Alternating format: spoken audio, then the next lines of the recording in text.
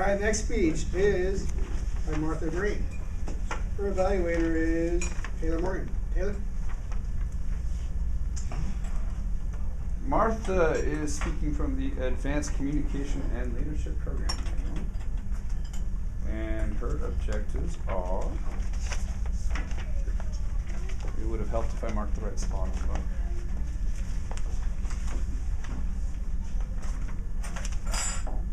This is the sales training speech. Martha's objectives are to inform a sales training audience about the human experience of the buyer-seller relationship, use entertaining stories and dynamic examples of sales situations, and inspire salespeople to want to succeed in selling. Time, 12 to 15 minutes? Is that right? It's scratched out. So Yeah, 12 to 15. 12 to 15 minutes. I know. 12 to 15. Mr. Timer? Thank you, Taylor. Welcome to the afternoon session of the National Selling Organization's annual convention. Our presenter is well-known business consultant, blogger, and talk show host, Martha Greene. Ms. Martha Greene has wide experience in selling techniques as well as experience in training, sales, personal to sell bigger and better. Help me welcome Martha Greene, the Value Action Plan.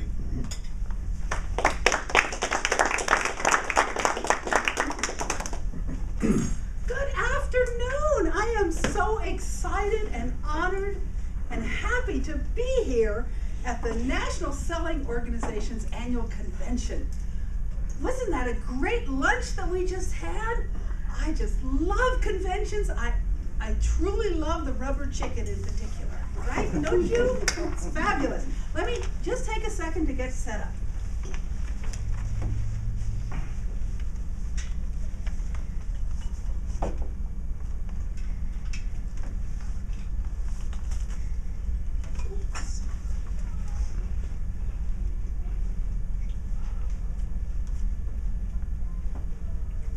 All right, the value action. I guess I shouldn't stand in front of that, should I? Let me stand over here. The value action plan, a new way to sell. Now, we all know that selling has changed drastically. Used to be, you chase your customer, right? You make an appointment, and they're not there when you get there. You send them gifts, and they act like, what gift? So this used to be the old way, decades ago. The new way of selling is to help your customer find solutions. The value action plan. You become a partner with your customer, and you provide the missing piece to the puzzle of how they're going to go forward. Now, my remarks are based on a book called What the Customer Wants You to Know by Ram Charan. He is a well-known business consultant to multinational, multi-million-dollar companies. And he has a fabulous, the book is only 168 pages, but he really tells it like it is for the new way of selling, the value action plan. And the value action plan is based on several things. First of all, you need to know your customer inside and out. Not just their purchasing agent, not just their CFO. You need to have a connection to everybody in that company. So your IT people need to be acquainted with their IT people. Your engineering staff needs to be acquainted with their engineering staff. In addition to knowing your customer, you also need to know their industry. What are the challenges that their industry is going through? Maybe there's a new company from China that is eating their lunch. You can offer a solution for that. Are they a startup company, or are they an established company that's worrying about how they're going to stay on top? You need to act as a partner, not an order taker. Mr. Charan says, if you can't impact the customer's performance in a positive way, you're going to be a commodity product and you're going to get commodity prices. I'm going to repeat that because this is at the heart of what he's talking about. If you can't impact your customer's performance in a positive way, you're going to be a commodity product and you're going to get commodity prices. What does that mean? Commodity prices means your widget is just like everybody else's widget, and they're going to squeeze you until they pay the bottom dollar. And that's all the competition is going to be. How little will you charge? You don't want to be a commodity item. You want to help your customer to do the best they can. Your success is going to be judged by your customer's success. That's what he's talking about here. And once you become a partner in their success, you're no longer a commodity item.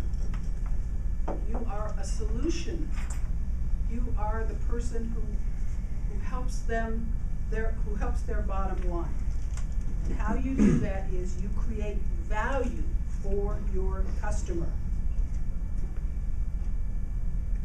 So let's talk about what that means. First of all, the value action plan is based on information. Information. You have to know everything possible about your customer's business. Who are their customers? Who are their suppliers? Is there a way that you can get the supplies to them quicker or in better shape? Are they what kind of challenges are they facing? Can you help them with that? In this book, he talks about a company that had a great product, but the perception was it was crap because they had poor packaging. So on the shelf are all these bent up packages, and the customer would say, well, this obviously is junk because the packaging is all smashed up. So what happened was the partner organization came up with a solution. They got together and they created a better packaging that was sturdier, that looked better. And all of a sudden, the brand was known as a terrific brand. So you never know what sort of thing you're going to be involved with.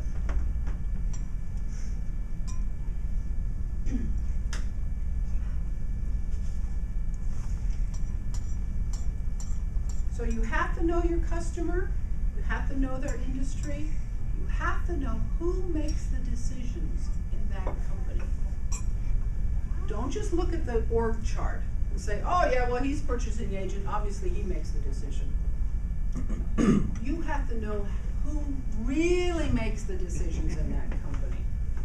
He may be called the purchasing agent because he was screwing up as something else and they couldn't fire him, and so, oh, here, you go over here.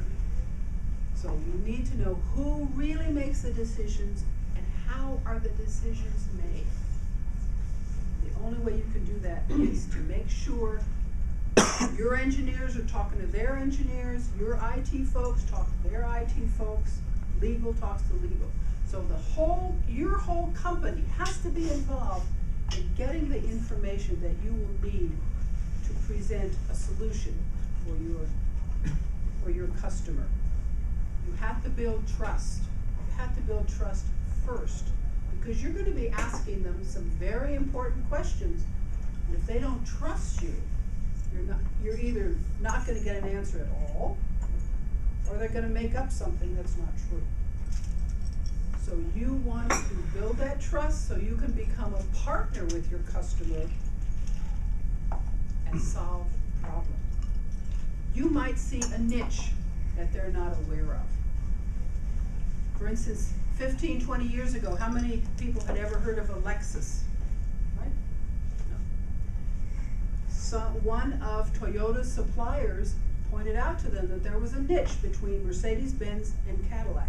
And they created the Lexus brand, which is now a huge profit center for them. Or I happen to shop at Rayleigh's grocery store, and they obviously decided that moms are really frustrated right now because their salary is the same, but the price is going up. So Rayleigh's now has something called Rayleigh's Dailies.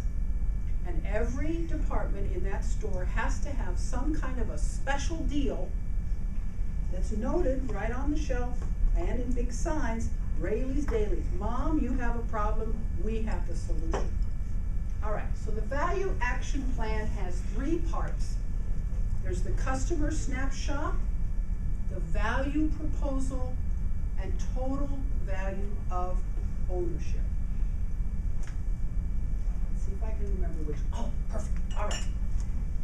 So the customer snapshot. Finances. Remember I told you you have to build trust first? Your customer is not going to open their books to you if they don't trust you, because you're going to have to ask them about return on investment, cash flow. Maybe they have a cash flow problem. Maybe their customers are not paying them on time, and maybe you have a solution to that problem. But they're not going to just tell anybody, yeah, you know, it's really tough to meet payroll because our customers are not paying us. They have to trust you. They have to know that you are a partner in their success. Of course, the PE ratio and the stock price, if they're publicly traded, those you can get publicly. You don't have to ask them for those. The industry. Once again, you need to know who are their customers. What is their reputation in the industry?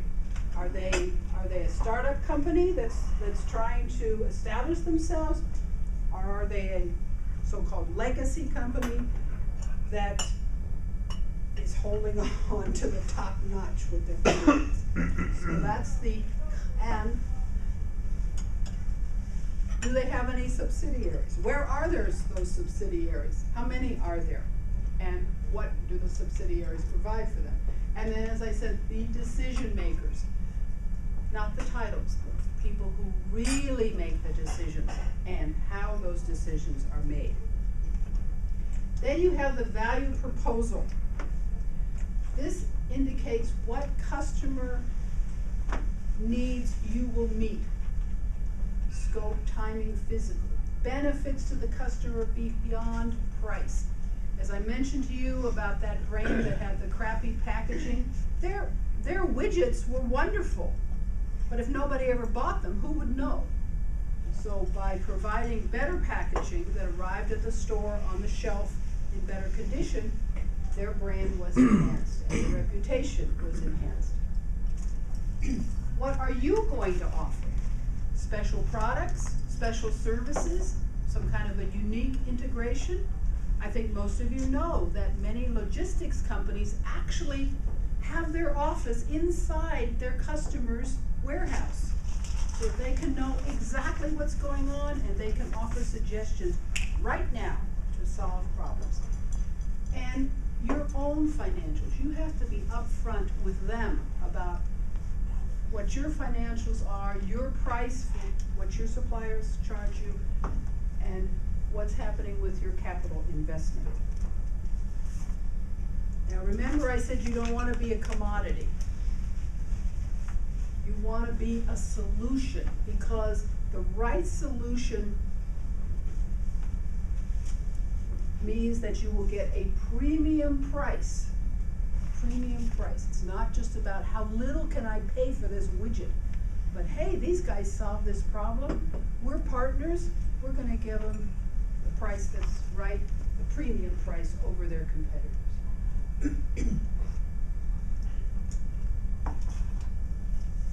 The last thing in the value action plan is to talk about total value of ownership. And that means every single benefit to your customer. And these are both quantitative and qualitative. Quantitative might include they're making more money, their revenue increases. Maybe their billing mistakes are reduced.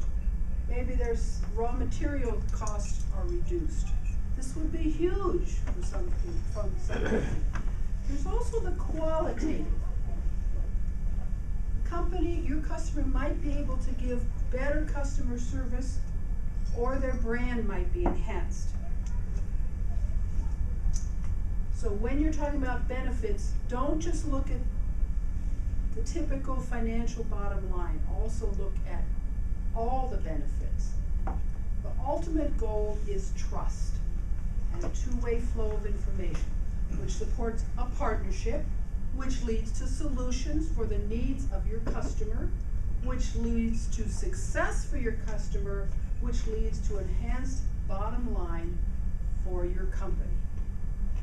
So the value action plan, I highly recommend it, and I hope you will enjoy the rest of the conference.